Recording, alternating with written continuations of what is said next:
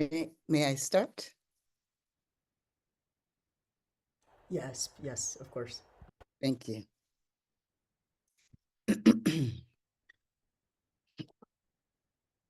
Welcome, Afrofuturists. Welcome, dear guests, to this virtual civil society panel on the UN Declaration for Future Generations. Can it serve as a strong, visionary, and moral compass? I'm Her Royal Majesty, Queen Mother Dr. Dorothy Desea. I am the Queen Mother of the African Diaspora for Benin Republic. I have served the indigenous traditions of the Haitian Vodou community for almost 30 years. I'm an independent scholar with a focus on postmodern human geography, public memory, uh, public history, and public education are pillars of my concerns and my work. I want to welcome and thank our fearless leader, Dr. Paula Rhodes, our moderator, Ms. Lauren Brown Lee, and our distinguished speakers. Relicia Andrews of the Garafunya Nation, clinical psychologist Dr. Evans August, educator and founding member of Umoja Friends Meeting, Nia Imani Walker. This panel will focus on changes that need addressing and redressing regarding the current, but principally future needs and rights of people of African descent. It will also include the ethical and spiritual frameworks, guidelines, if you will, that need to shape the actions that we intend to put in place to articulate that will define what the nature, what the dynamics of that future will look like. Without abdicating any of my responsibilities as an elder, I'm here today to symbolically pass the torch to all of you. The torch of knowledge, that of understanding, of personal experience that you need to avoid. There are pitfalls, there's pain, and there are perils that lie ahead. Because you're doing what is in the best interest of our communities, some of you may be the first, but many of you are the only ones, doing the work of forging the path into the future. So you'll have enemies, right? If you don't have them already, they're waiting for you. Trust me in that. I pass the torch of a clear consciousness, of dignity, of light, of power, courage, of all wisdom and love, and most of all, of patience to you. Patience that if you do not have, will have you. Patience, if you do not learn, will learn you, okay? In Haiti, which is where I'm from, we say, Daemon Gaemon. Beyond the mountains are many mountains. And so to my fellow elders, I say, let go of the reins that you hold on to and give them to someone else, someone who has more years ahead of them than behind them. Instead, be their guide. Let them rise, let them be seen, let them thrive. Even if you don't understand where they are going, because we don't always understand where we're going yet, but this is why we're here today. But do give our youth the benefit of the doubt that spirit is guiding them and therefore guiding you. It's critical that we understand some fundamental things, that the future is informed by what happens now. The present is filled with the residue of the past. It's a continuous string of ideas and intentions that are filled and yet others unrealized. Be mindful and deliberate in your actions as intentions. Intentions can sometimes be disruptive and just waiting to manifest themselves. They're waiting for opportunities. Don't be fooled by their dormancy and seeming invisibility. Understand the topography of the future and move stealthily and strategically on that plane. I worry about these sorts of public engagements because we as a people have no protections. We lack cultural privacy. Our spaces are not secured. Be careful of what you say, how you say it, and where. And given the number of discussions this summit has hosted that focus on digital technologies and AI, this is an imperative. We, as Afro-descendants, come from many places with a multiplicity of experiences. Know that at those intersections, we've got to be respectful of their transnational and trans-indigenous composition. So generosity of spirit, in comprehension, in acceptance, in gratitude, in vision and intent must accompany a future that is morally robust and sustainable. Look to the people who have taught you. Look at those who taught you positively and negatively, especially those who have taught you to fear and be ashamed of our indigenous spiritual systems, our sacred knowledges such as Voodoo, Ifa, and other African-based traditions. There's a reason why those traditions that have historically been the harbingers of the futurists of the past, the very ones, those very traditions who conjured, imagined, and prayed for each and every one of us here, before we came into existence, there's a reason why they've been vilified. And so don't be surprised that in the process of planning for this future, envisioning and actualizing this future, giving it ashe, the same thing may happen to us now.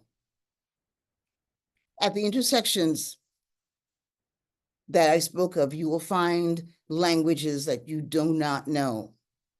Learn them, for the words may be foreign, but the concepts will not be. Sometimes there will be no words or concepts for expressing the very thing that we seek to articulate or for reoccurring situations. Guess what? I give you permission to devise them, to give birth to them. Let us debate and refine those ideas and those words and this new language. Let us create a new tongue for that future society we seek. On that note, I would like to formally turn the podium over to our moderator, who will give you more detailed information about our panelists, Ms. Lauren Brown Lee. Thank you. Thank you so much, Queen Mother. What a meaningful way to start this program, and what an invitation for us to reflect on the responsibilities of the future as we look ahead to it. I am Lauren Brownlee. Professionally, I am Deputy General Secretary at the Friends Committee on National Legislation, which is a Quaker lobby group. We lobby for peace, justice, and the environment. And I am honored to be on this panel because it is at an intersection of both my personal and professional passions. We are here today because we have an opportunity to think about this declaration for future generations in the context of the Black Future Summit, in the context of the UN Summit of the Future, and the action days that support that.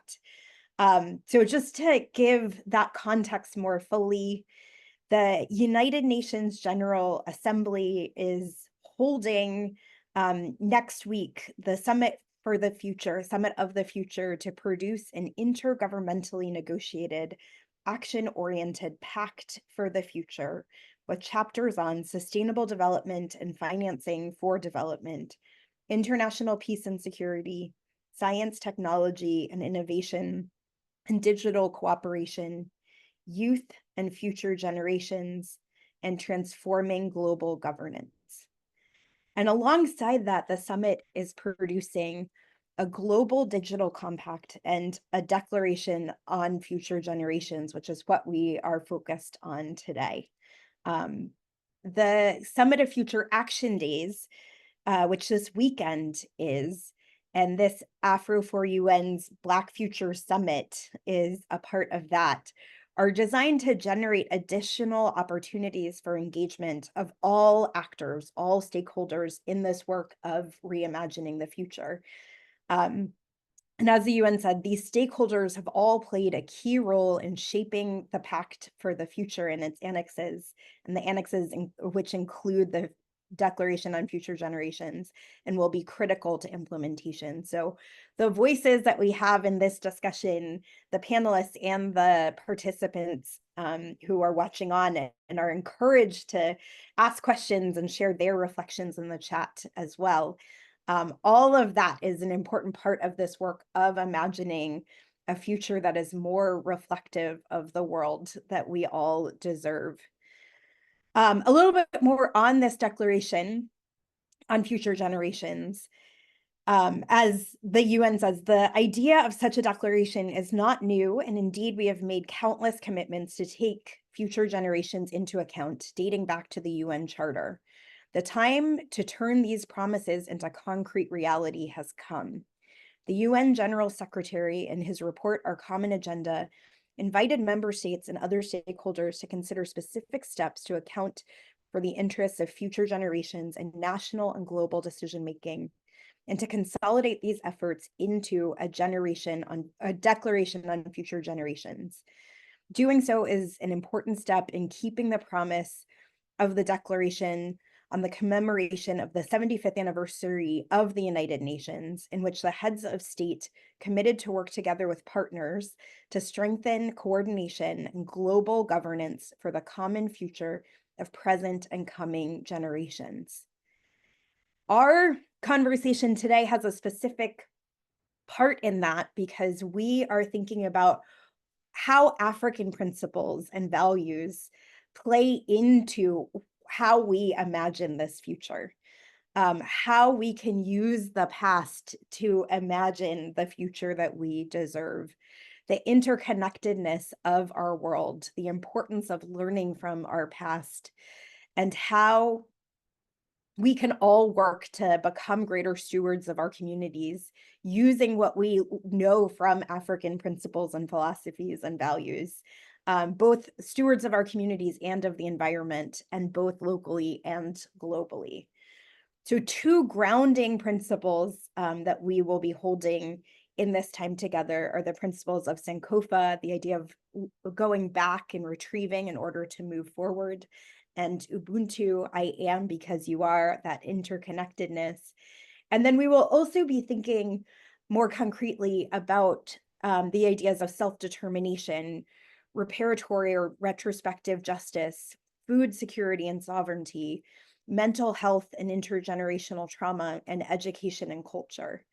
So a lot of good food for thought that we have coming in that are based on this shared African grounding that we're introducing to the conversation. I will, with that, just say one more word personally about why this is so meaningful to me, that both through my work at Friends Committee on National Legislation, we are working always to build what we describe as the world we seek, which is a world free of war and the threat of war, a society with equity and justice for all, a community where every person's potential may be fulfilled, and an earth restored. And I think that when we think about this declaration for the future and integrating these African principles and values into it, that is important in helping us to take that step toward the world that we seek. And I will also just name that I am this weekend in Atlanta for an American Friends Service Committee board meeting, and the American Friends Service Committee just had its own Black Thriving initiative proposed that is looking at some of these same principles as well, trust being built through valuing and implementing different ways of listening and having a focus on well-being, including trauma-informed healing. And those ideas are at the forefront of what we are going to be talking about today. And so with no further ado, I will say a little bit more about our speakers and what they will be sharing about, and then I will turn things over to our panelists.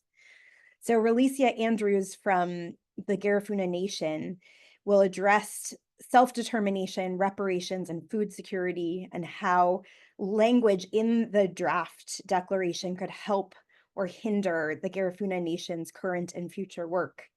And then Professor Evan August of the Psychology Department of the University of Massachusetts, Boston, will highlight mental health issues and intergenerational trauma and the impact of the Declaration of the Future on those issues. And then Nia Imani Walker, educator and co-founder of Ujima Friends Meeting, which is an online Quaker meeting without borders that is rooted in Africanicity, that she will discuss the impacts of education and culture on future generations, including the ways in which the UN's Declaration of the Future impacts young people of the diaspora in those areas. And so without further ado, I will turn things over to Relicia. Thank you so much for being with us. Hello, everybody. It is a pleasure to be here. So I'm going to jump right in because as I was going through this as a young person trying to figure out what the future for my Indigenous community is going to look like, I recognized that I could propose several amendments to the Declaration. One of the first things that I noticed is that the Declaration is essentially exclusive in its inclusivity.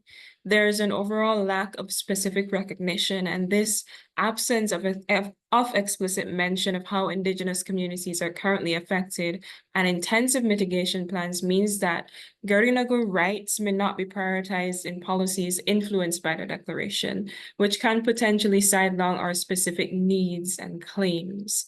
Within this general framework, while the Declaration encourages sustainable practices, it does not overly address historical injustices or provide mechanisms or action plans for reparative justice.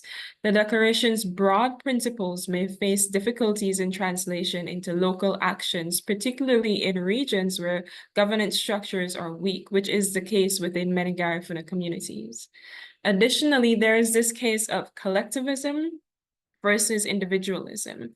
Many African philosophies such as Sankofa and Ubuntu often emphasize communal well-being and interconnectedness, whereas the Declaration focuses more on individual rights. And this difference can lead to a disconnect between the Declaration's principles and the communal values inherent in many of our Indigenous communities here in the Caribbean. So I'm here to discuss a couple categories for this declaration in terms of land rights and displacement, cultural preservation and identity, socioeconomics, political representation and advocacy, violence and human rights violations, and international solidarity and support. And with mention to the exclusivity in the inclusion of the declaration, you would see how these parameters prevent us from actually self-actualization as well as mitigating these issues. So what's the significance of self-determination within or the absence of self-determination within this declaration? In terms of cultural preservation, the cultural preservation of Garifuna culture is a critical issue. Garifuna language, music, dance, and traditions are at risk of extinction due to globalization and the dominance of mainstream cultures. So vibrant Garifuna music characterized by its rhythms and instruments is not only a form of artistic expression, but also a means of storytelling and cultural transmission. In the United States, where many Garinagu have migrated in search of quote-unquote better opportunities, there is a growing concern about the loss of cultural identity among younger generations. The challenge lies in balancing the integration into a new society while maintaining a strong connection to their roots. The United Nations Permanent Forum on People of African Descent has emphasized the importance of cultural preservation for Indigenous and Afro-descendant communities, yet many Garifuna revival programs have struggled under the weight of self-financing cultural revival programs. And I'm speaking as an individual who I didn't learn about my culture until I was 11, and this was through a cultural revival program that was funded by my Garifuna elders who decided that they needed revisionism and they needed reparative justice and returned to St. Vincent to teach our language and culture, because our language and culture still isn't in the school curriculum in St. Vincent and is still largely absent from school curriculums across the globe. So we constantly have to explain our identities to other individuals. Garifuna children are still being taught Eurocentric histories while their culture continues to be demonized and ridiculed in mass media. There is a lack of appreciation and knowledge within governmental sectors, a lack of sustainable development plans that directly act towards ensuring the longevity and sustainability of our culture via education. Now, in order to mitigate this, the declaration could include more access for community-led programs, educational initiatives, cultural festivals that play a vital role in revitalizing our culture. For instance, the celebration of Garifuna Settlement Day in Belize serves as a powerful reminder of our heritage and fosters a sense of pride. Such events not only strengthen cultural ties, but also raise awareness about the challenges faced by Garifuna people. In terms of land rights and research access, land is central to the Garifuna identity and livelihood. The lack of acknowledgement of land rights or actual outlined acknowledgements of land rights within the declaration can facilitate land deposition, exploitation by external entities such as developers or research extraction companies. This exacerbates the issues of poverty and economic marginalization as we can be excluded from decision-making processes regarding land use and environmental protections. A good example, I would say, is the island of Balisol, which is the island that many of my ancestors were exiled to. That island, which still houses the bones of my ancestors, is currently privately owned and is currently on Sotheby's Realty and the Grenadine Island Realty for over $30 million US. And we have been advocating for this land to be placed back into the hands of Garifuna people. In addition to that, although the UN has recognized these issues, urging member states to respect the land rights of Indigenous people, there is a need for systematic change and more intensive advocacy and respect for Indigenous sovereignty. In a type of mitigation package, we can say that fair constitutional reform and a proposal for a similar article to the transitionary Article 55, which was passed in Colombia. Following constitutional amendments, this article granted Afro-Ecuadorians collective rights to ancestral lands. That is what we need in this declaration. Moving on to political representation. Without recognition of our right to self-determination, Garifuna voices have been underrepresented in political and governance structures. This has resulted in policies that do not reflect our interests or needs, leading to further marginalization. Political representation is crucial for advocating for rights, resources, and recognition. Although we have several means of local organizations in the Garifuna Nation and organizations such as GAME that play critical roles in mobilizing the community and pushing for policy changes, the lack of specific legislation recognizing our rights hampers our ability to secure land rights and political representation that presents bureaucratic challenges. In addition to this, in many communities in which Garifuna people reside, our identity is not recognized on a census. Therefore, Garifuna people are forced to identify as something other than their true selves. This, as you can imagine, has hampered our voting process, hampered our means for self-determination, and as more Garifuna people are facing human rights violations, yet less young people are openly identifying as Garifuna, which continues to perpetuate the notion that our culture is becoming extinct.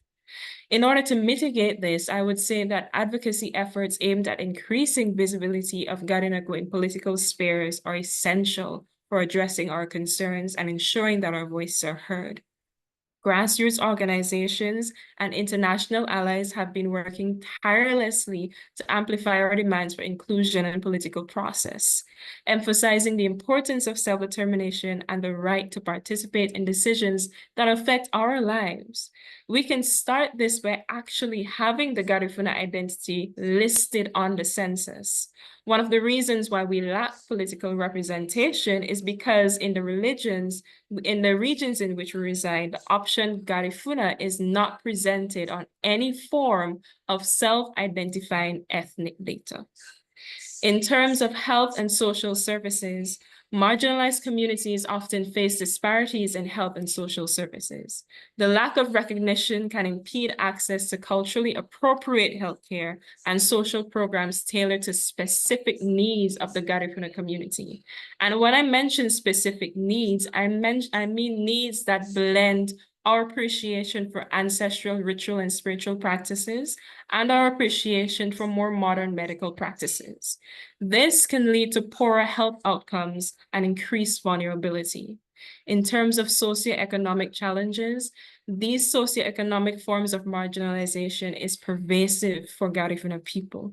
Many communities face high levels of poverty, unemployment, and limited access to education and healthcare.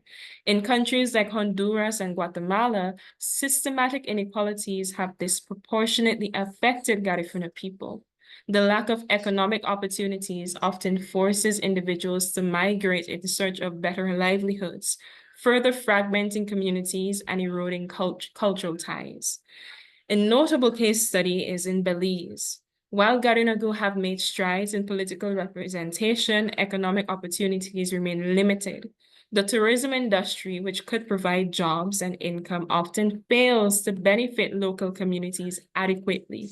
Instead, profits are frequently siphoned off by investors, leading Garifuna communities with little to show for their cultural heritage and natural resources. We can mitigate this through scholarship and mentorship programs. By establishing mentorship programs for Garifuna youth, we can facilitate access to higher education and vocational learning. In terms of climate change, Garifuna communities, particularly those living in cultural regions in Central America, are increasingly vulnerable to climate change impacts. The absence of recognized rights can limit their ability to advocate for environmental protections and adaptation strategies. All in all, what we're asking for is international solidarity and support, which plays a crucial role in organizing our struggles and advocating for them. Organizations and movements advocating for Indigenous rights have increasingly focused on the plight of the Garifuna, raising awareness and mobilizing resources to support their causes. The involvement of the United Nations and other international bodies has provided a platform for Garifuna people to voice their concerns on a global stage. This international attention is vital to pressuring governments to take action and implement policies that protect Indigenous rights. Thank you. Thank you so much. That was Ashe. powerful. I really appreciated too your ability to mix what you're seeing as the challenges with some potential solutions. Always helps. Next, we will go to Evan August. Thank you so much. And that was two powerful intros. So I'm honored to come on the back of that. And so, so my name is Evan August. I come to this tradition as a psychologist, yes, but I think it's important to name that I'm a Black and African-centered psychologist. The way that Capono Rattele defines African-centered psychology, he says it's a reawakening, a road to emancipation, a project that encompasses emotional, cognitive, cultural, political, and economic attitudes and practices. And so the piece that I think is important to frame this entire conversation on mental health, on Afro futures, and on intergenerational trauma is to note that the traditions and understandings of psychology and mental health have different foundations when you consider our African-centered principles, right? So this tradition has historically differed from the standard practice of Western psychology in that in its inception, it demanded a commitment to the material political liberation of Black and African peoples. Such a tradition calls on Black psychologists, healers, care workers to move beyond clear condemnation of oppressive institutions to the generative kind of co-creation of sustainable sites of education and justice, right? So this is a draws from, there's a great criminologist named Vivian Salahana, I believe she's Egyptian, who talks about moving beyond conceptions of Western European justice towards what she calls wild seed justice, right? She describes wild seed justice as a call to sketch new worlds for us to grow into. It is a call to imagine and create sustainable gardens with abundant, changing, growing pathways to freedom so that we can have beauty and justice as the standard instead of continuing to loop into repressive colonial thought and systems of crime, punishment, deterrence, and rehabilitation. Wild Seed Justice is a call to reclaim and rebirth justice beyond the shadows, traps, and white power delusions of colonialism. Right? So it's an abolitionist concept and strategy. Wild Seed Justice leverages Octavia Butler's work to articulate a vision of justice that is grounded in community safety, thriving, and truth, rather than punishment, coercion, and violence. Right. So to this end, this pursuit of justice transforms the foundation of how we organize and understand safety. I think what was just shared by Relisha around the Garifuna Nation is an example of that. Right. What I saw her speaking to was the incomplete way that the current charter is unable to see and support and protect the wholeness, right, of African peoples as represented by the Garifuna people. So what I was interested in, right, in organizing this conversation on intergenerational trauma is, I think, similarly taking it very, this is a monumental, right, responsibility. Right? And so we've had a number of, especially since 2020, a number of what we might call symbolic gestures towards our protection.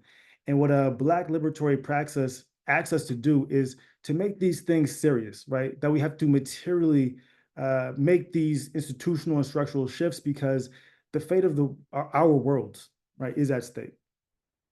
And so for me, I was interested in 25 to 27, through 27. 25 says, eliminate all forms of persistent historical and structural inequalities, including by acknowledging and addressing and remedying past tragedies and their consequences, and eradicate all forms of discrimination. 26 reads, honor, promote, and preserve cultural diversity and cultural heritage, as well as languages, knowledge systems, and traditions, and foster intercultural and interreligious dialogue, including through strengthening international cooperation on the restitution to countries of their cultural properties, recognizing that this will ensure mutual understanding, tolerance, and inclusion. 27 reads, recognize, promote, and protect the rights of Indigenous peoples, their territories, lands, and ecosystems while safeguarding their traditions, spiritual beliefs, and ancestral knowledges, and ensuring their opportunities for participation in decision-making.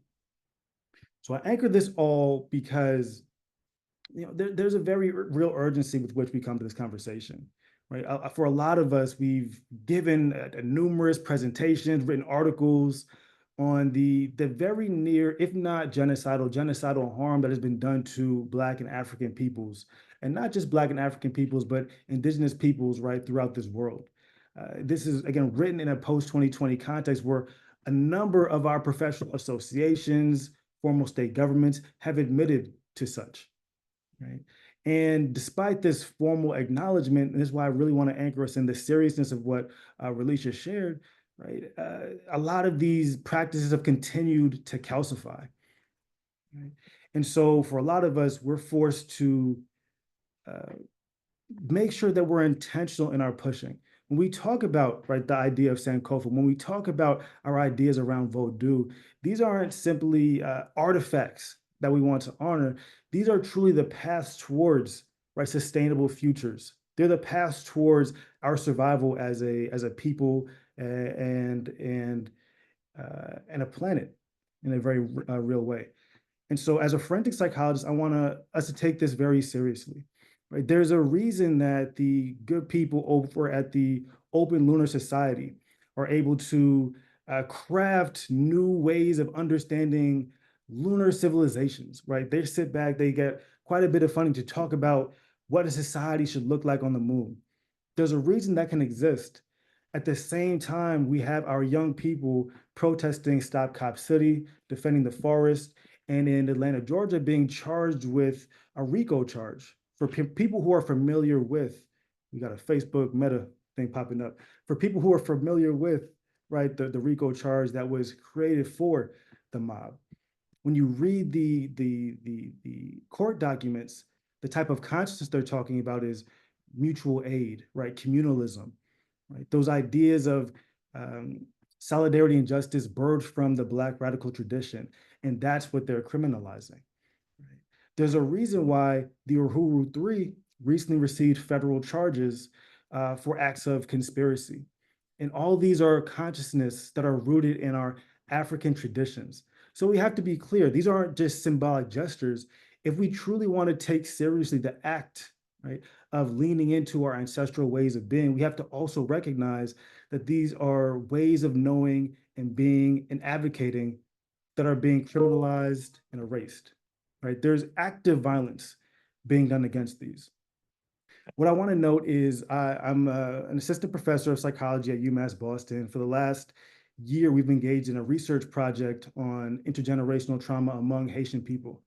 We're beginning that in an ancestral and intergenerational dialogue by consulting with our elders. I would love to invite our incredible Queen Mother to see if she would be willing to sit for one of those interviews. That would be incredible, right?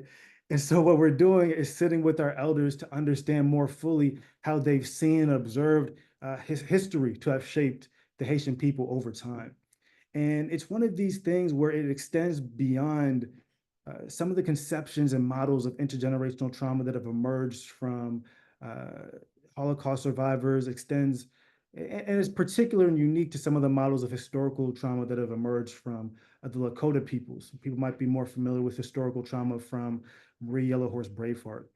One of these pieces that we're seeing is a deep level of ancestral, geographical, and individual alienation and disconnection. The number of people who've spoken to the fact that because of the violence that has occurred through from enslavement to occupation to paramilitary takeover, it hasn't led people just to an individually expressed trauma. It's led people to, in many ways, disconnect from their ancestors, to look back and say, these people didn't save me, right? These people didn't protect me, right? Their vision, their mission, right, was a failure. There's an ancestral disconnection. There's a geographical disconnection as people flee for safety and the very real violence of Euro-Western borders, right, segments their sense of family and being, right? Forced to adopt cultures and communities that see them as barely human, and forced to hold on to this relationship that they have to the very material land of Haiti amidst, right, while living in the heart of empire. Right? And so you see these people who've been displaced, who've been disconnected from their ancestral ties, who are doing everything they can through sharing stories, taking visits, some people teaching the language, other people not teaching the language, to try and preserve this sense of honor and safety, and are nonetheless finding this to be a continuous assault. For Haitian people, right, a lot of people have been reading the recent news cycle on what J.D. Vance and Trump popularized around the ideas of people eating dogs and cats. But what people should understand is one of the pieces we're seeing is also there's this, what we call a teleological orientation to existence that comes into clear format with Haitian people and intergenerational trauma. It's the desire not to be seen as a victim and to take full agency, as much agency as possible for whatever happens in history. And so what that has also left people fairly susceptible to is intentional disinformation. And so when I was talking with my colleagues in Haiti as we're doing the study, they were saying, I was talking to a lot of Haitian people on the island, and they were saying, did you hear that the Haitian people up in the US are eating cats and dogs? Do you believe? Right? Because they want to take ownership for that, right? They're saying like, oh, we just have to act better, right? When we put in some takedowns, there was a few Haitian people who commented like, well, part of the reason they're doing this is because we don't know how to act, right? We still act savagely, right? And so we see that, and right, Queen Mother is like laughing, right? And we also could acknowledge that there's people who want to feel like they have control over their lives. And it's easier to think that, oh, I can act well enough to be seen as fully human, right? And so Kobe Cambone would describe this as a cultural misorientation. He would describe it as psychological warfare. And so when we're talking about the complete picture of intergenerational trauma, when we're talking about the complete picture of our indigenous ways of being, we have to acknowledge that these are under consistent attack. The material relationships to the earth are on consistent attack, right? Our spiritual traditions are under consistent attack. And it's a matter of legal consequence for us to have charters like this that, again, I'm gonna call out Relisha again. She speaks to the urgency with which we have to be particular, specific, and forceful in our protection of them.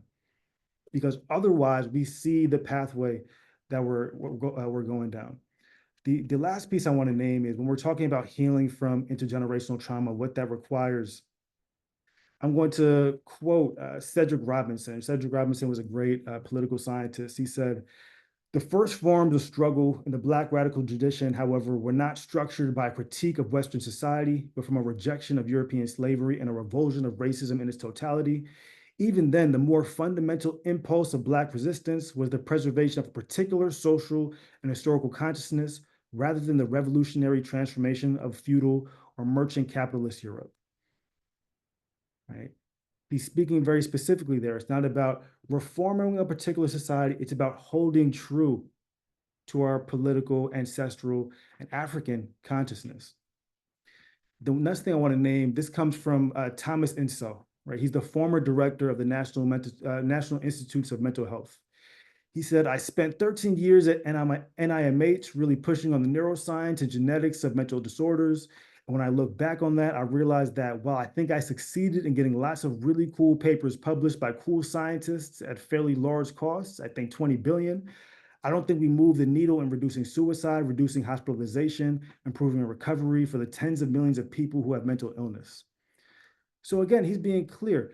Our strategies, our tools, our mechanisms of psychology and mental health haven't worked for us. We built this billions of dollars for white peoples. They haven't worked for us, which is why we have to be generative when we think about our solutions for us.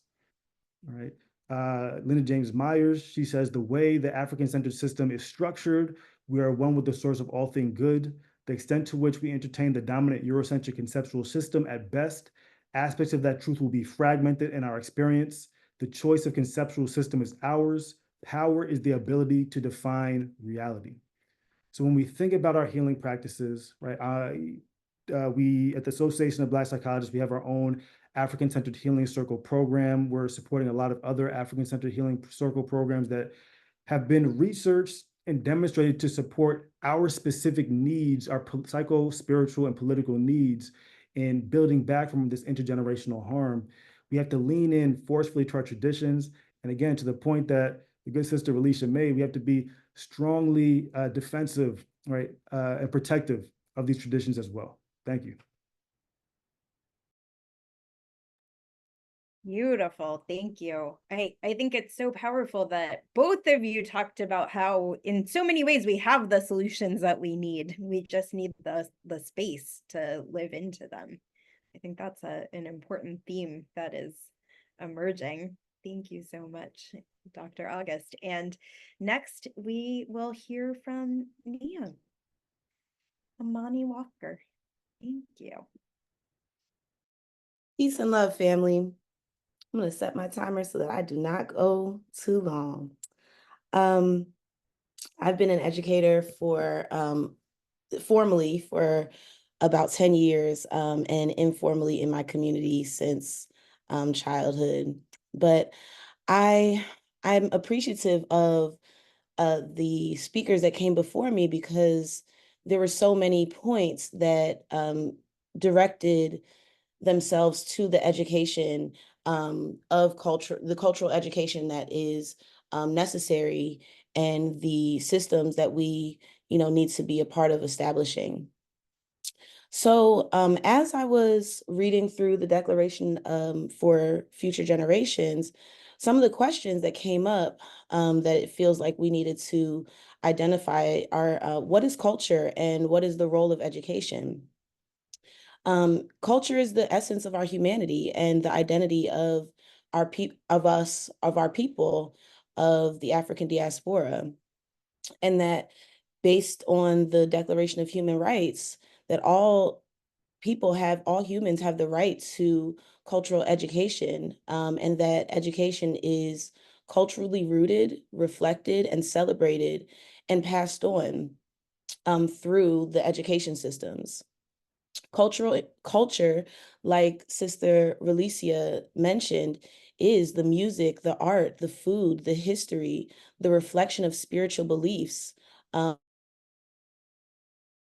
and African people, and that people specifically who have been oppressed and colonized need to have their voices censored.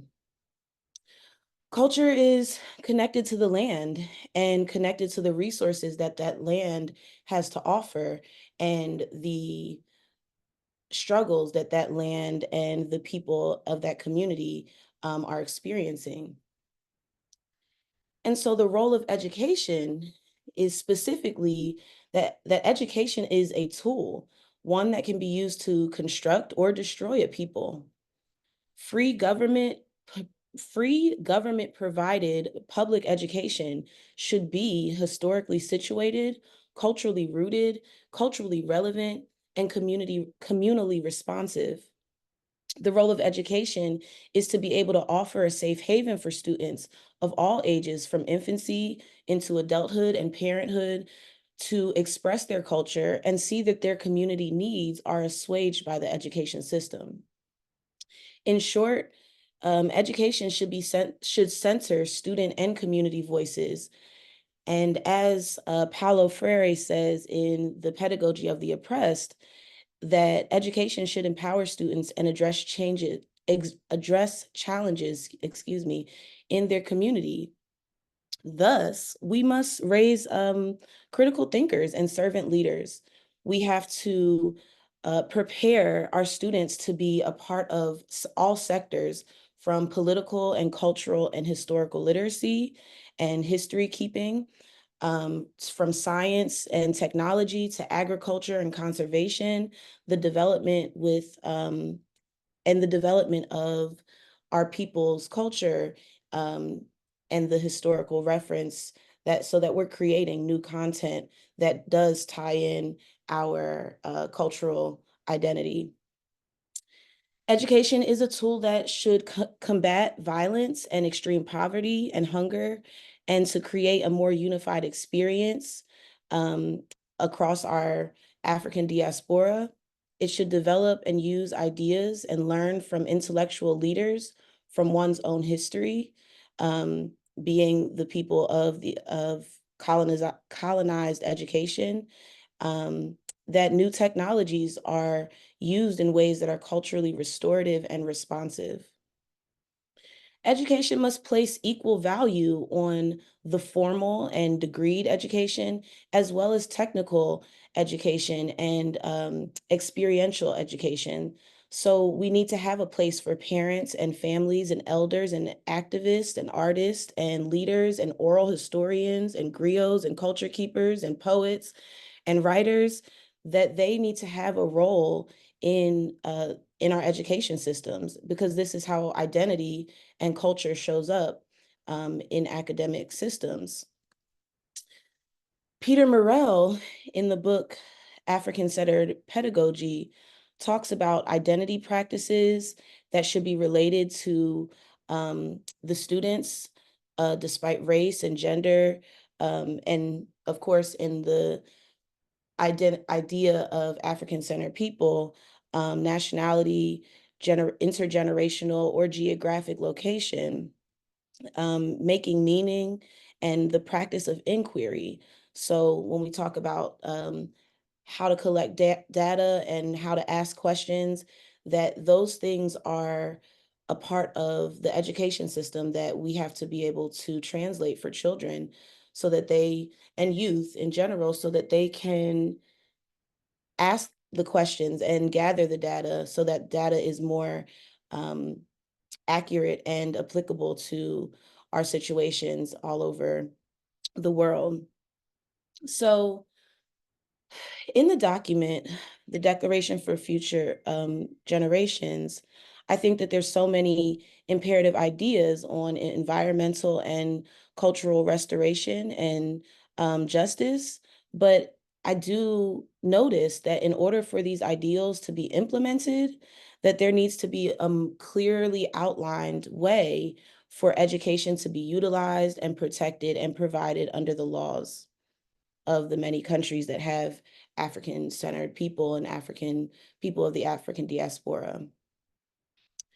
There also needs to be some readability for young people, subtopics and ways that these ideas will be more clearly implemented. So many of the items are not possible without holistic and culturally centered education systems. So we must question where there are examples of elders educating the youth and the youth educating each other, where there are examples of youth being called to action to mitigate the needs of their communities, to seek out examples, existing examples of where education is working for African-centered people and people of African descent.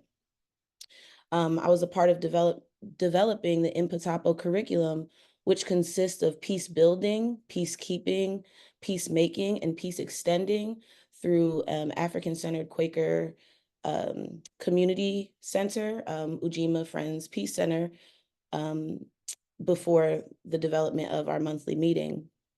And Impatapo is a West African understanding that there's a sacredness of all beings. So the following items that I pulled out from the declaration are some items that I think are that clearly need to cite education as the avenue for which these goals will be met. So these items directly relate to conversations and lessons that will need to be embedded in community education. In the preamble, items 7, 8, and 11 talk about we must learn from our past achievements and failures and their consequences in order to ensure a more sustainable and just and equitable world. So these are ideas that are going to have to be a cornerstone of elementary, middle, high school, and into university education. Children, number 8 says children and youth should be seen as agents for intergenerational dialogue.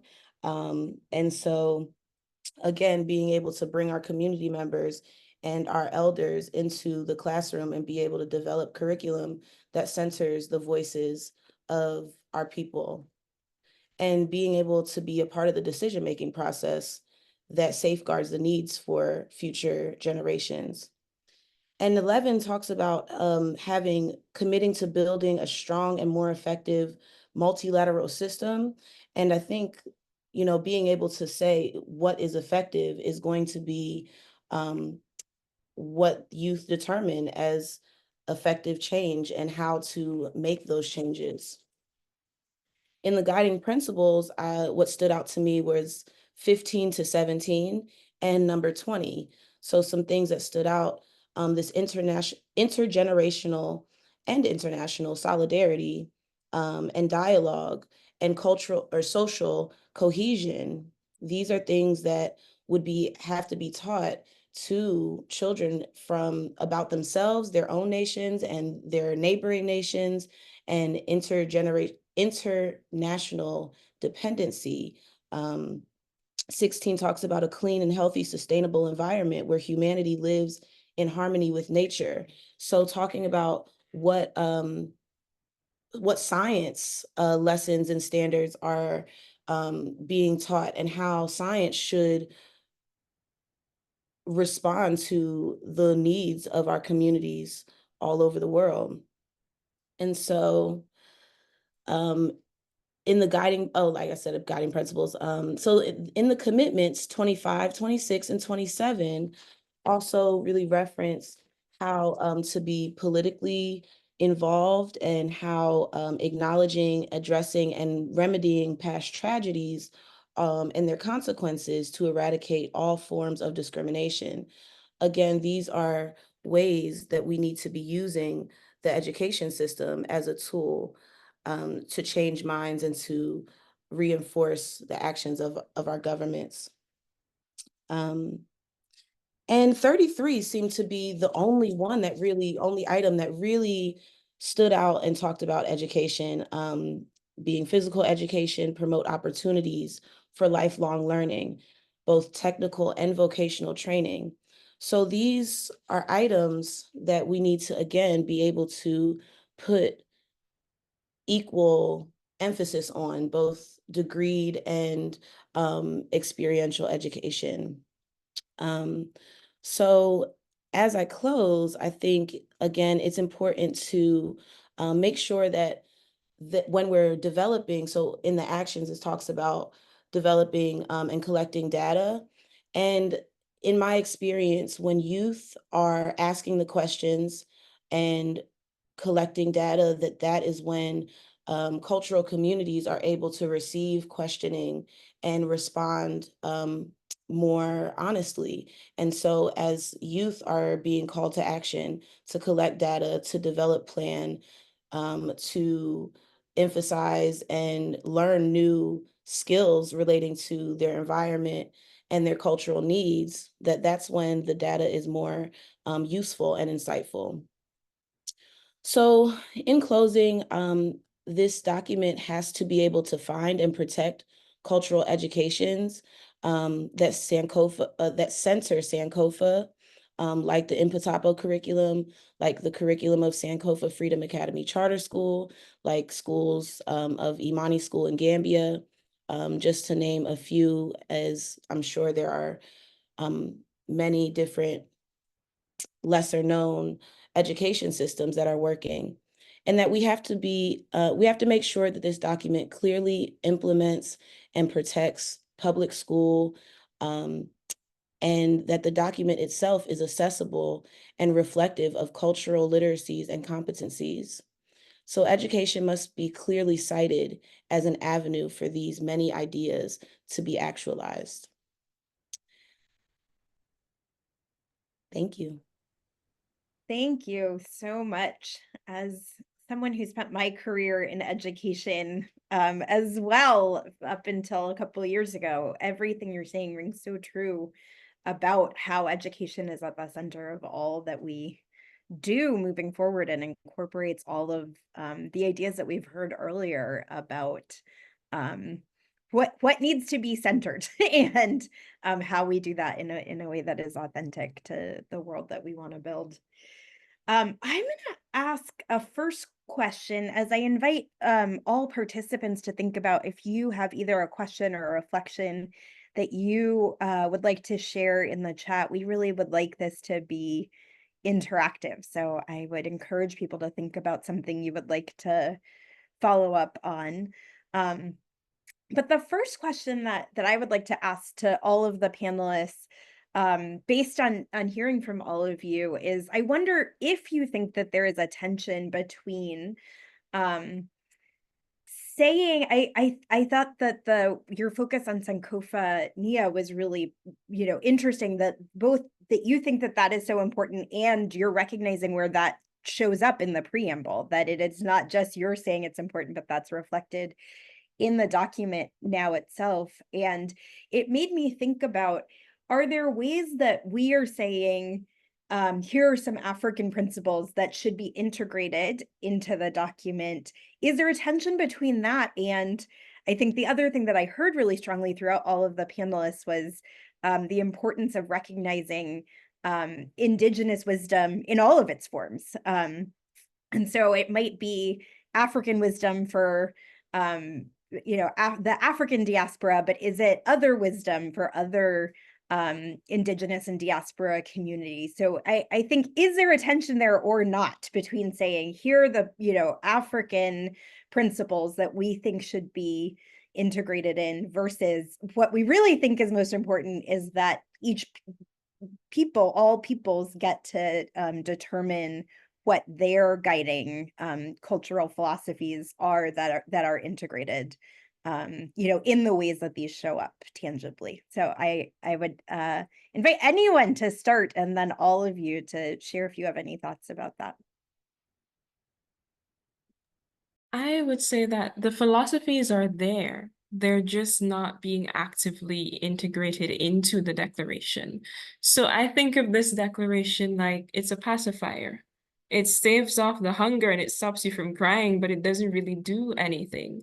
Because, for example, as my colleagues here have mentioned, you see Ubuntu or Ubuntu, you see Sankofa.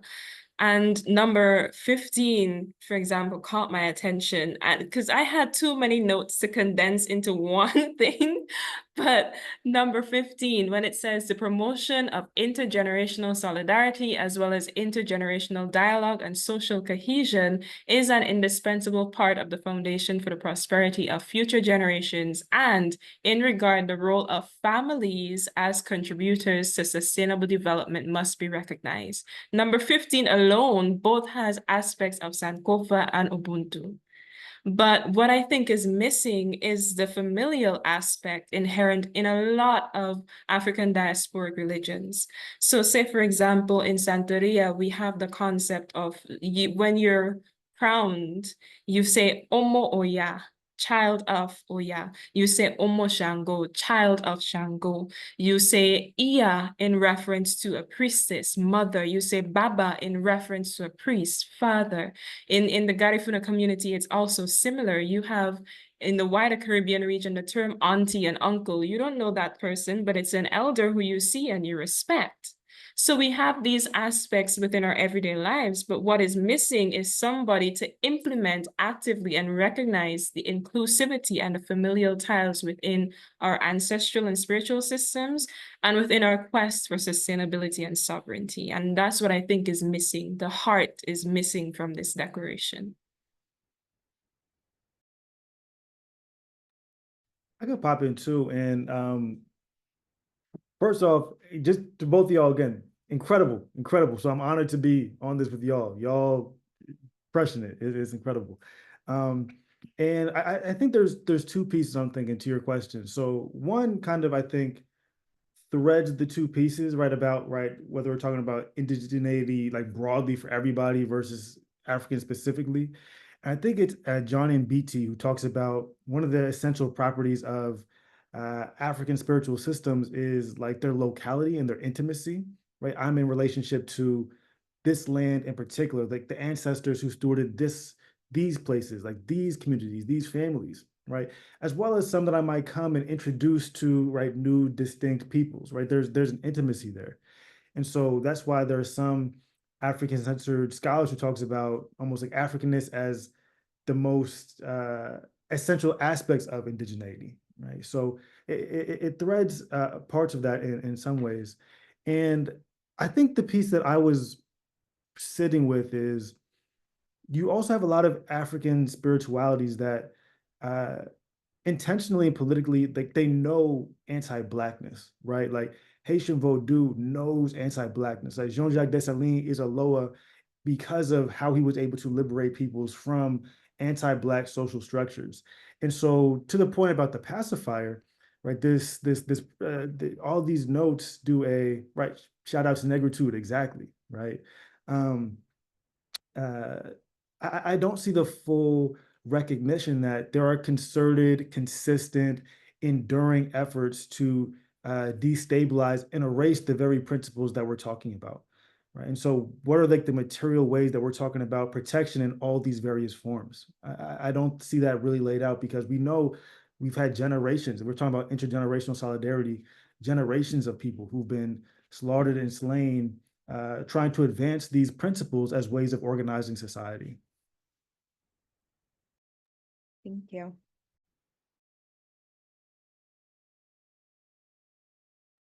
Well, I have a question. And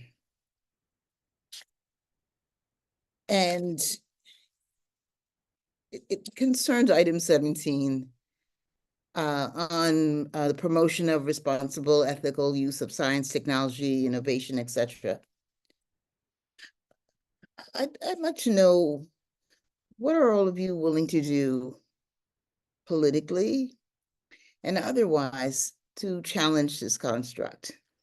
Because part of what informs and misinforms the nature of well-intentioned behaviors, the corrupts this kind of vision is the kind of economic structures we have in place that exist, that encourage consumerism, that encourage capitalism to continue morphing in a way that it just gobbles everything up. It's such a beautiful monster that way.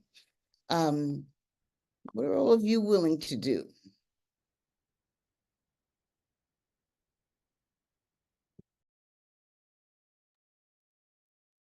I'll share my thoughts, especially since 17 was also stood out to me. And I think, we all have to be able to work from the positions that we are in. And so for myself, I can speak to how education in the classroom and the development of communal education are ways that we can mitigate that gap of technology use and access, so that children are really the leaders of what the use of technology will be, and that children are able to see technology and digital literacy as a way to reawaken our understanding of self and to be able to spread content that is reflective of Sankofa, and that those who have been oppressed and colonized over time are able to be put at the center of how these new technologies are implemented. So being able to develop data collection and programming that reflects what youth feel are the needs of our communities, and the needs of African and Indigenous cultures and groups. So I think when it comes to whether it's climate change and environmental protection, or ethical use of technology and innovation, but this understanding of fair and inclusive environment being able to start with the kindergarten and the children of elementary age up into university and college, and that technology and culture will be able to be reunited or brought together as our youth are educated in a way that says our culture and our community are the impetus of your service, of the reason for your education. So education is not solely job acquisition, but political and social reconstruction with our cultures at the center. So for me, it's my classroom. It's being it's possibly taking children into different countries to be able to see what experiences children are offering and also are in need of, where education is centered around our cultural competencies and spreading, the ancestral knowledge of our people to our youth. So traveling, understanding the classroom, and impacting the classroom. I think for me, I would say that I usually say my body and my work are offerings, not just for the present moment, but for my ancestors, to ensure that their knowledge systems and their work lives on, not just through me, but beyond me. I remember when I had just entered university, I've just finished, but when I had just entered university, I was being asked to cite my indigeneity. And a lot of us would know that that is difficult because a lot of our indigenous cultures are passed on to oral intangible heritage. So I would have lecturers who would say, can you show me the reference for this? How do I tell them, okay, I heard this from an elder, or how do I cite a drum beat, or how do I cite the way that a song sounds from a Garifuna person's lips? So in order to correct that, one of my final projects when I left university was called the Portrait Project. And it dealt with portraiture and indigeneity. And when I reference portraiture, I'm not just talking about pictorial representations of indigenous communities, but also anything in literature, anything in music, anything in media that alludes to what indigeneity should and could look like, and also how indigenous people have constructed themselves or their self-portraits through their understanding of art and culture. Because I saw the lack in our education system, the lack in our community. And I did that through connecting with not just members in my Indigenous community, but members from Indigenous communities across the Caribbean. So Taino people as well, and Kalinago people who I interviewed as part of this project. And I've resigned myself to the fact that the portrait project is never going to be complete. It is always going to be in a phase of expansion. So that is something that I would say I'm willing to put myself out there. And I've been teaching Garifuna language and culture to children for several years now during the summer. But I have to also recognize that that work is not sustainable, because when I teach these children Garifuna language and culture, and they go off back into their schools after the summer break, they have no one else to share that with exactly. They have no one else to practice their Garifuna language with. And our language isn't taught in school. So I'm trying to go above and beyond by creating work that my 11-year-old self, when I had just started learning about Garifuna culture, would be able to cite, would be able to reference, that didn't just come from some museum in Europe or some random news article that is rife with discrimination and ostracization. Yeah, fine. And I know we have another question, so I'll answer this quickly. I want to again big up what was just shared, 'cause I think right to the point, the way it's framed and the understanding of these terms, I think Nia was speaking to this, right? The idea that a lot of our Black children aren't actually, I think Bobby Wright says, like not actually being educated, they're being trained into particular global economies, right? And so when we're thinking about this, when I see this as, okay, how can the state and these various African places almost like make more efficient the exploitation, right, of their children, of their kids intergenerationally, like continuing the cycle of resources from the global south going to fund, right, the global north. Right? I'm thinking about how some people are trying to do more and more AI programs in various places, but we know what that does to the environment as well.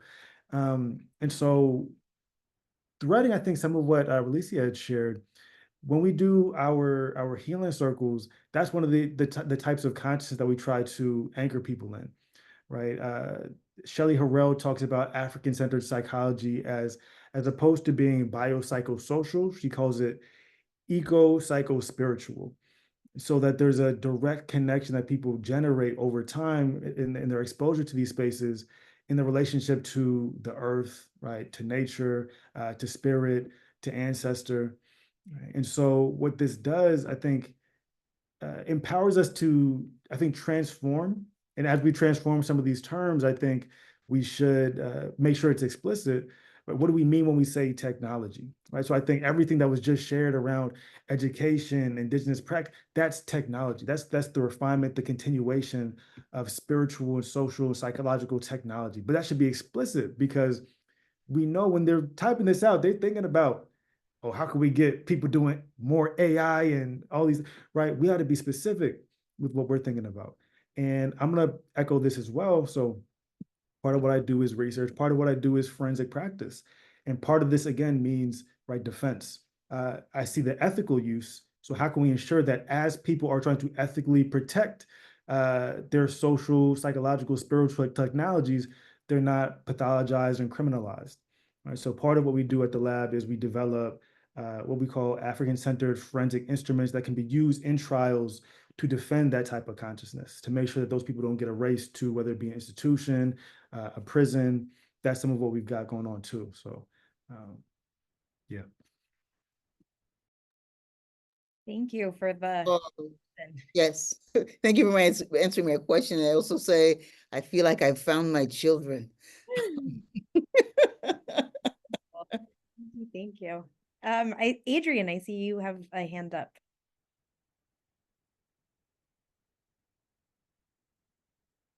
Yeah, sorry about that. Thank you so much.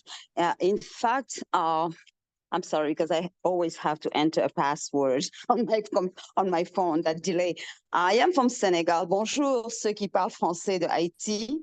Hi from the Haitian brothers and sisters. Y también yo hablo español, ustedes saben. That's all the language that we learn also in English, of course. And what you're saying is resonating, is not only a question because I'm a midwife, mental health professional, and I have the dream when I was 5 years old of what I was doing and traveling all over places. Our nation, that is the Lebus nation, are the traditional healers, and women as the traditional healers, drumming and dancing in Senegal. Meaning the knowledge that we had from there was passed to the women when our ancestors were kidnapped from Senegal. Wolof and Lubu are different, and deported and went to the Americas. And what you're saying is resonating in me because understanding why. First of all, I'm in the United States because I travel all over the world with Maison Frontière, working in East, West Africa, in Warzone, etc., etc. And I was not understanding why I was here, even if I went to Nicaragua and Honduras.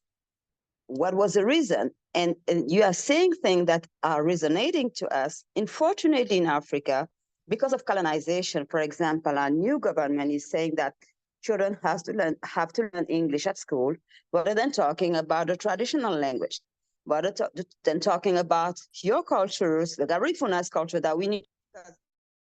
You dance. Oops.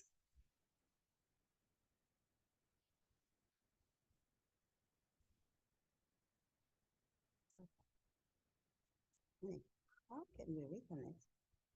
All of us. We can still hear you. Oh, never mind. Oh.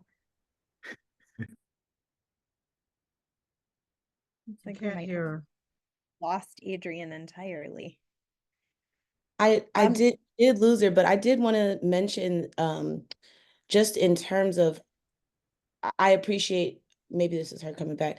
I appreciated her emphasis and reminder that women have been traditionally leaders and educators in our cultural systems for eons. And so that, again, in this idea of public education, that gender exclusion and the protection of African and Indigenous women is vital, not just as the caretakers, which is a huge role, but not just as the caretakers in our homes and the chefs and the medicines, but also, as the culture keepers of music and, spirit.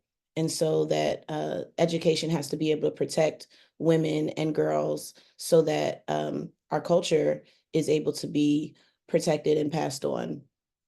So I think there's a culture around gender that may need to be reconstructed in formal education.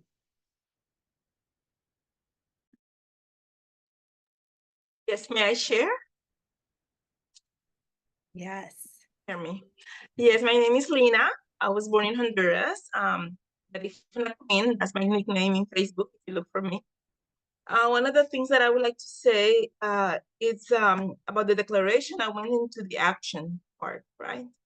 So we are taking our past, we're taking our story, and just bringing everything that's there, and we're putting things together. One of the things that I recall is the importance of the intangible and the tangible values that we have, the ones that we're going to work with, right? Those are the sources that we have. Some of it is a lot of it is within us. That's why it is intangible. But then we have the tangible technology, education, everything that has to do with it. One of the things that I wanted to say is that we have the great opportunity right now that we exist. And as an elder, I would like to say that I'm glad that we have the opportunity to work with the younger ones, to talk to them, to create the dialogue that is really needed. I'm 60 years old and I feel like I'm 15, of course. But when I talk about the things that I already seen, it's so valuable, it's so great. And what is coming is going to be totally different for what it was for me. Like I was raised, I would go to the trees to get the fruits of the tree. I would eat it up there. I wouldn't bring the fruit down. I would go into the tree and I would eat the mangoes right there. And that's part of I was by the beach playing. The beach was part of my house, right? We could go a group of 15 and nobody was looking for the 15 kids. Everybody knew that the beach was safe for us. So likewise, I'm willing also to put myself in order for us to share those intangible memories that we have about our childhood, about who we are, because we do exist and we're still alive. So we need to build what we call confidence and trust to dialogue. Because once I was told by a Garifuna young lady, she says, I want to learn things, but I want to learn them from the young people. And she thought she was offending me, but no, I was not offended. All I thought was that she's immature.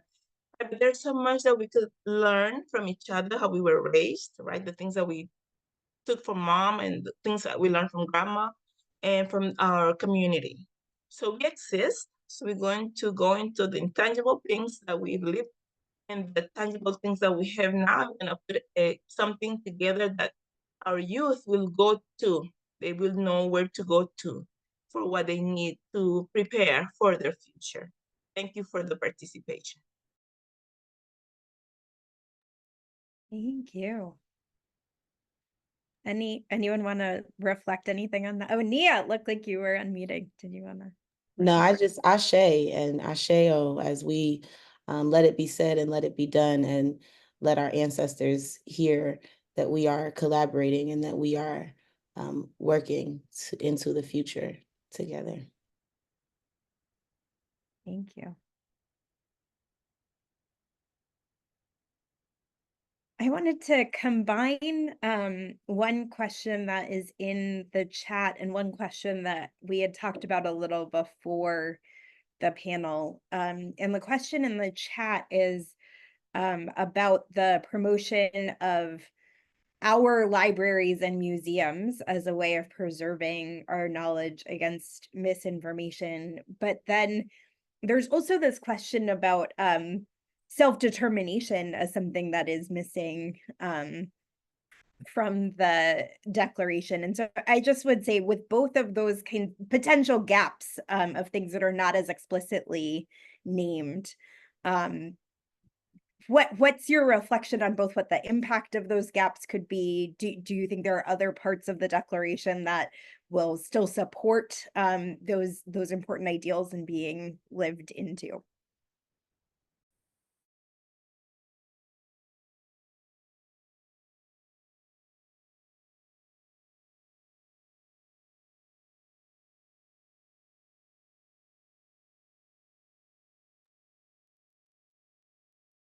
Maybe could you ask the question one more time?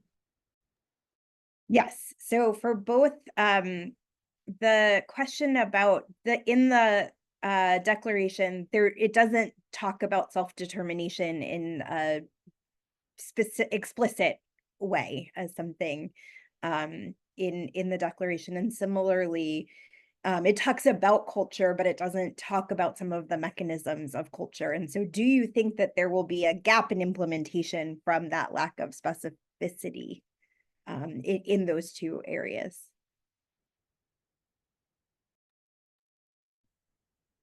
As everybody's reflecting, I'll say that's one of the things that comes to mind for me, right? Amos Wilson talks about the falsification of consciousness, right? And so when we don't have those specific, to your point, specific mechanisms of self-determination, of self-definition, it leaves it so that people are primed for, right, willful disinformation campaigns, right? I think that's, again, materially shaped a lot of whether it be community organizing, It shaped a lot of education. It shapes people's relationship to culture, right? Again, extending back to some of our work on the intergenerational trauma piece, the number of Haitian people who have like very much done away with Vodou because they see that as a cultural blight, right? That's like where a lot of the harm that comes to them is rooted.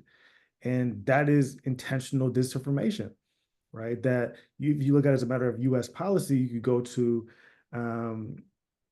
there, I don't know the specific date of this, but US research laboratories in Harvard were very interested in Vodou ceremonies as potential for advancing like the space race, right? There's a lot of documents on this, like, oh, how can we use these particular potions? Maybe it'll help people enter into a type of sleep that we could just send them into Mars and it'll be perfect.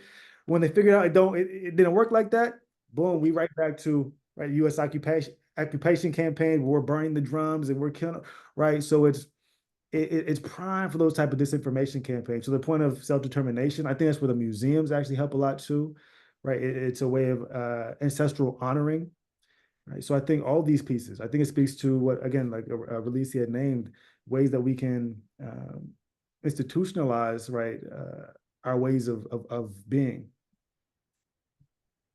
May I make a recommendation, and thank you, Dr. Auguste. I wasn't a part of this bigger process. You know, different generations have different responsibilities. May I recommend, if this hasn't been done so already, to do a kind of intertextual, cross juridical reading of various UN texts, such as the conventions that have to do with the granting of independence, of declarations of sovereignty, of decolonization. There are those sorts of conventions that are there that you should cross-reference and make direct reference to. You should be familiar with them and make direct reference to them in this existing document. You may want to look at the convention that speaks to the elimination of violence against women when it comes to specific gender-based issues. You should absolutely, definitely take a very close reading at a document that has been vilified unbelievably for the past score, which is the Durban Declaration and Program of Action Plan, which is one of the most comprehensive outcome documents that addresses the issue of racism, racial discrimination, xenophobia, and other forms of intolerance. And the fact that we're even having this conversation about Afro-descendants and sustainability, and ergo the future, in many ways comes out of that text. So make sure that these things are overlapping. You're kind of weaving them together. One point substantiates, underscores, supports the other, so that as we move forward, because all these documents are futurist oriented too, but they sit on a shelf and collecting dust if we don't know if we don't know about them, if we don't keep integrating them and building the arguments that we're trying to make. If this information isn't publicly disseminated, I want to avoid something that happened with the DDPA. It is well over 20 years old. I know some of you are not much older than that, but many of you may not know anything about it. Absolutely, the students, the 16-year-olds I teach, know nothing about it, as they know nothing about Afrofuturism. So we've got to, going forward, or you've got to, going forward, pass the torch on, right? To do that work of weaving and integrating, because these are intersectional components of this bigger argument, this bigger push, this envisioning that we are engaged in, and it is an ongoing process to formulate the future. So take a look at those sorts of conventions and documents and integrate them as well. That puts some real teeth into this document. Thank you. Excellent advice. And Dr. Rhodes, I think you can have about the final word. And then if any panelists want to just say any final thoughts, including if there's anything, there's one last question in the chat. If you would like to address that in your final thoughts, you are invited as well. But Dr. Rhodes, please. Well, yes, there is one last question, but I just raised to say, I do not think that it's accidental that the one group right, the first one, self-determination, it reads exactly the same, and both the twin covenants is missing by accident. So in addition to what Queen Mother said, I would suggest everyone to take a closer look and ask yourself, will you let it go past without actually taking an opportunity to give input to the UN itself? If you had the chance to do it with the Declaration of Independence that started out with we wholly, all men are created equal, when we know, again, its own drafter had slaves, would you take the opportunity or would you let it pass you by? And do the fighting afterwards, despite the fact that you can make a case that it's hidden somewheres in the Declaration. Why is it hidden? Wise words. Thank you. Important questions. And we are at time, so we will just have a final thought from each of our panelists, and then we will close. I see that there's one more hand up. If you could put it in the chat, and then we'll see if we can get back. You might at least read the question so the panelists could answer it. Oh, well, okay. I would say panelists, if you could just whatever your final word is. And if we will have the questions that are in the, we have one question that's already in the chat, the hand that's up, I would invite that person to also put what their thought is in the chat.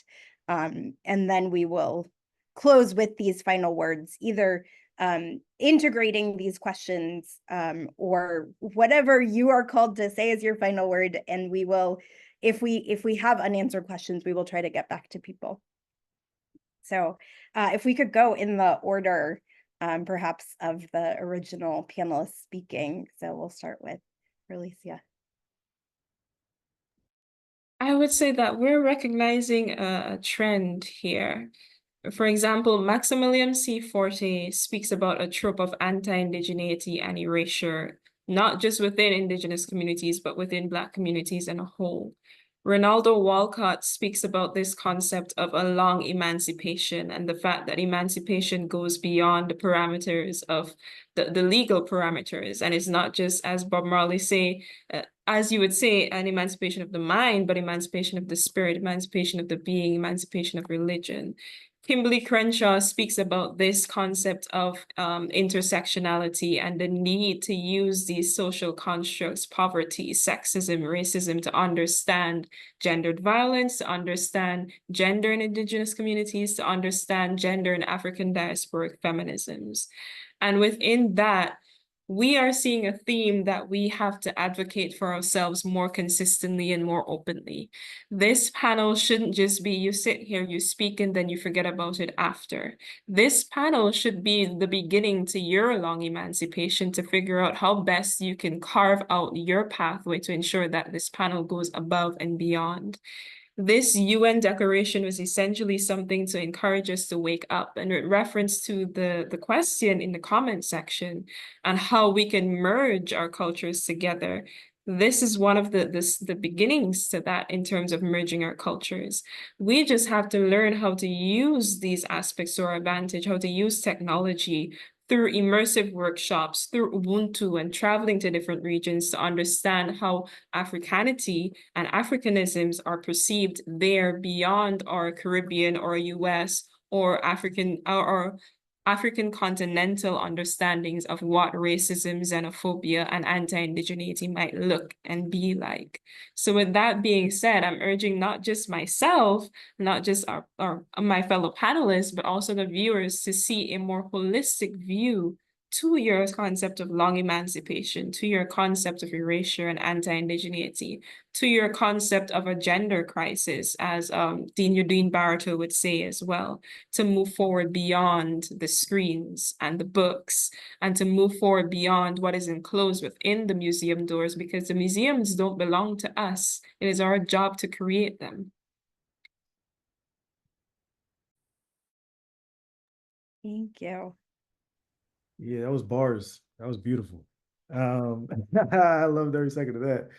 And again, I'll be, I think, extremely brief. I'm looking at the final question, and I'm reflecting on the panel, and I when I sit with like what can our sovereignties, what can our different contexts learn from one another, uh, I think about the politics and the traditions of fugitivity, right? I'm in Boston right now, seeing some of the encampments some that are returning, some of what was going on prior to the summer, and watching the ways that the students of various cultural locations came together in the society they created in the heart of in the heart of an empire, right? The type of free education, the free food, the free mutual support that was going on, right? I think a number of us have been in similar social locations where in our communities we were able to generate new forms of being, however brief.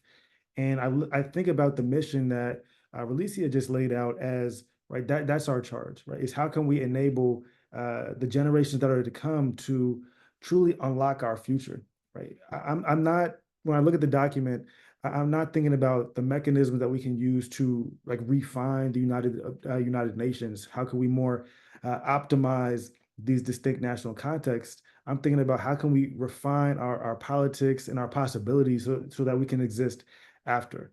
Right? How can we steward a generation that can grow what exists after the societies, again, our broad definition of technology that are needed to thrive in wholeness, right? That can fully honor these distinct ancestral lineages while guiding us forward in a sustainable way.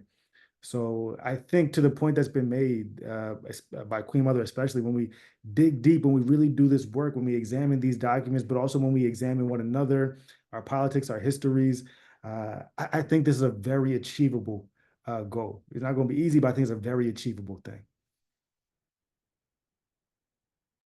Thank you. And Nia? First of all, just thank you for having me, and thank you for giving me the challenges on how to continue my work and my involvement in the world and as an educator. So I think that in closing, that these documents that we are creating have to be tools to hold the nations of the United Nations accountable for them to develop curriculum that is culturally informed and communally restorative for people who have been formerly oppressed and are currently being erased. I think education, community development, community education, servant leadership, that these should be avenues to implement political change and to be able to assuage the systems and mitigate the systems that have been impacting people of African descent.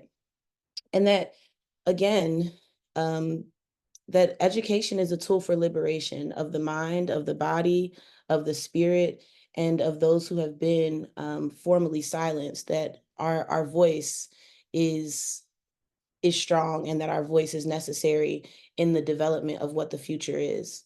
And so I'm excited to be to lend my voice. I'm excited to travel the world and see how education can play a more restorative role in the identities of people who have, in some ways been erased and forgotten. And so I think that education and youth engagement is the most critical tool and avenue that we have in order to place ourselves in the future as Black and African people all over the world. So thank you.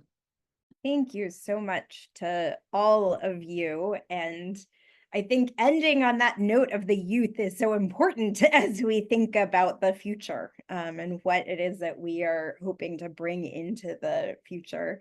And I loved what people said about Ubuntu being both a way that we think about community across geographies, but also across generations, and using Ubuntu as a way of thinking both across time and space, and our interconnectedness in both of those ways. And the final note that I'll end on is that I love that I am in a lot of spaces talking about dismantling white supremacy culture. And a lot of the things that we talked about today are part of that. So there's not one right way. We don't have to worship the written word. We don't have to accept binaries. And I think what I heard so much from you all is this desire not just to say we don't need these white ways of being, but also such a beautiful vision of the future that we can have if we lean into that ancestral wisdom that we have from our African tradition. So thank you to everyone for the brilliance that you have offered, both the panelists and everyone who shared in the chat, who asked questions out loud. It really felt powerful to be in beloved community with all of you. And as was shared in the chat, we will be back in touch with people who registered to send the follow-up information. The video of this talk will be available. And so if there's any follow-up questions that didn't get answered that you would like follow-up on, the organizers will make sure that we're getting you the information that you need. And with that, I will say thank you so much, everyone. Great rest of the day, your time at the Black Future Summit. Thank you, everyone.